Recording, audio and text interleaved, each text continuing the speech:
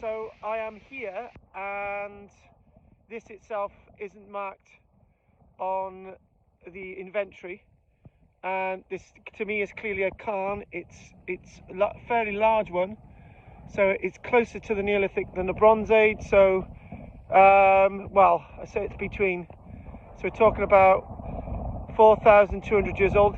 Gareth's wandering around now to the outline of this now, so do the full thing for your viewers, Gareth. Go all the way around, keep going.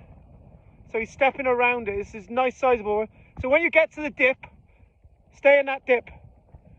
So here we go. So if we go to this, it's really difficult to define, but for me as an archaeologist, it's clear. Can't really get this.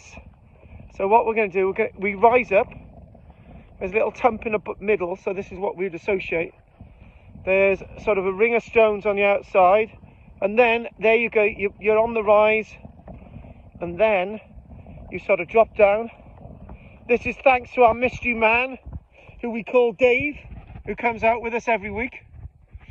He's not allowed to be named who he is, because he works for a strange company that does strange things. He's not allowed to be mentioned. But as things go for video 4, a cairn, so if we wander back over it, I love this one.